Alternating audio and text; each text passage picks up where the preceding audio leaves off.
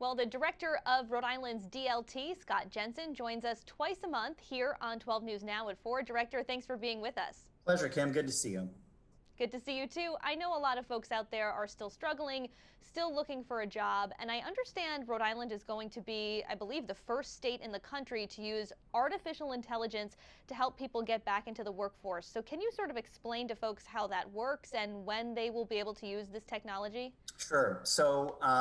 We all know that we rely on the labor market.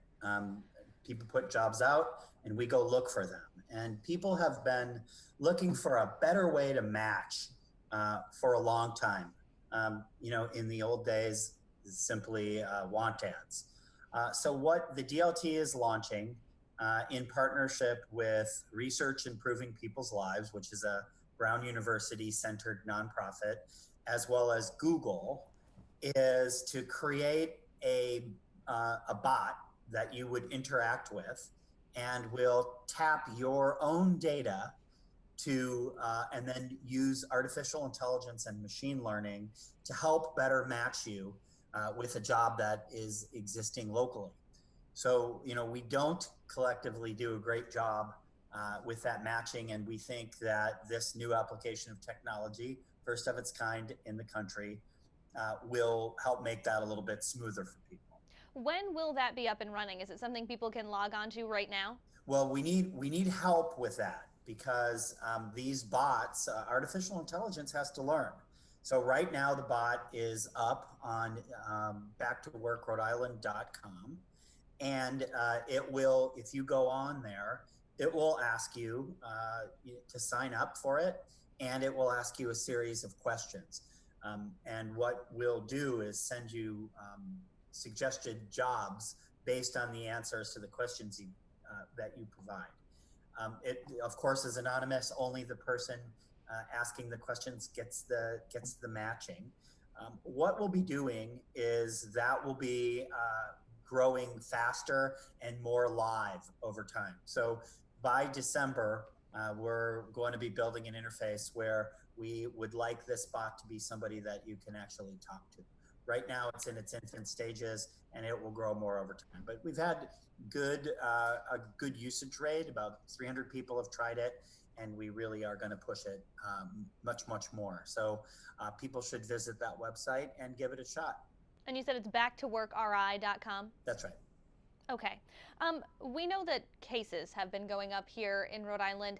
Have claims, unemployment claims, been rising along with those case numbers? Not yet. Not yet. And that's why it is so important. We all remember back in spring when we knocked it off and we saw those case numbers go down. We have to be very careful and diligent right now. Follow the advice of experts like Dr. Nicole Alexander Scott, and keep those caseloads down, because we want to keep the economy open, and we don't want to have the kind of layoffs that we had then. So really encourage everyone, wear your mask, stay socially distant, be careful when it comes to celebrations over the holidays. And, hopefully we won't get to those kinds of numbers. So we haven't seen it yet, but we have seen reporting, and we all know that cases are on the upswing, and we don't want to get to that to see more layoffs. Do you happen to know offhand how many folks applied for unemployment last week or the week before? 9,254 applied last week, which is low compared to where we've been. Right now about 70,000 people are still receiving benefits, which is a huge number, but it's down from north of 200,000.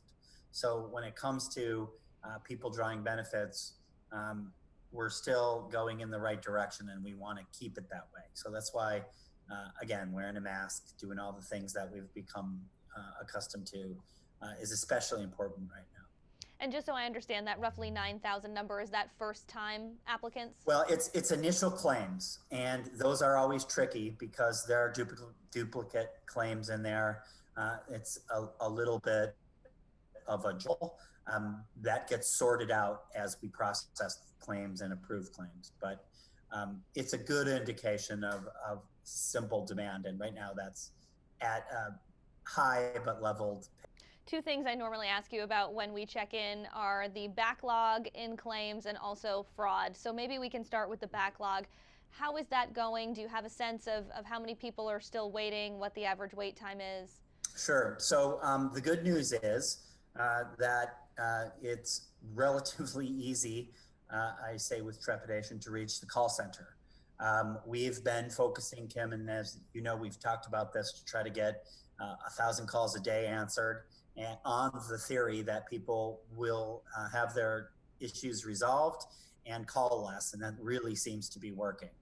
Great credit to the folks on our team in the call center, but we're going to still keep working on that to make sure that we keep those numbers low. The team in the call center right now is also keeping down the number of claims that are more complicated and need to be dealt with manually.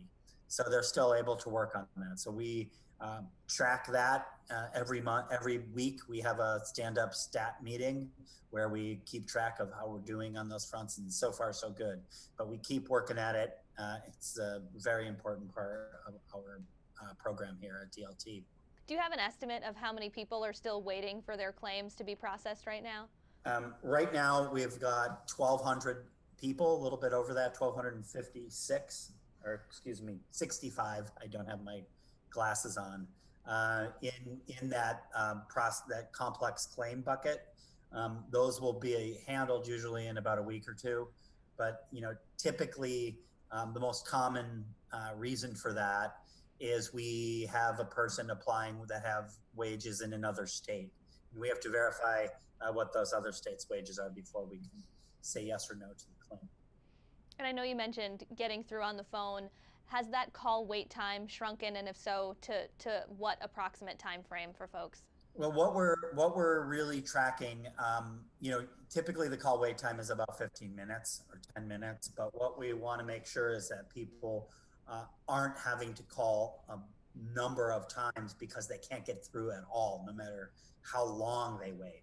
So off the top of my head, I want to say it's about 15 minutes for a call wait, but people are getting helped in that time rather than having to call repeatedly.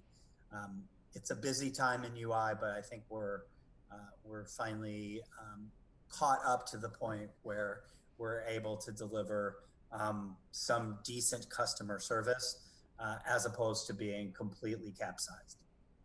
On the fraud front, can you give us an update on, how many millions of dollars in fraudulent payments have been doled out at this point? And, just this past week, we got a wanted poster. It seems like the FBI is making some progress. Are you seeing any, slowing down of this fraudulent activity?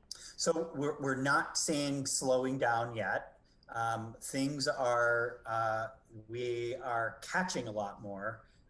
Right now, we're at about $15 million in fraudulent claims out of 2.25 billion in claims that we've paid out. So the cybersecurity efforts that we've worked on with the state police and the U.S. attorneys are really helping. The investigations seem to be picking up. They are making arrests like you described. But there's still enough bad guys that are at it that we are definitely on the lookout to make sure that we catch them. And that goes for us at DLT trying to stop them from being paid, as well as the criminal investigation, which is yielding some fruit, which is a good thing. Director Scott Jensen from the Rhode Island DLT, thank you so much for being with us. Thanks, Kim.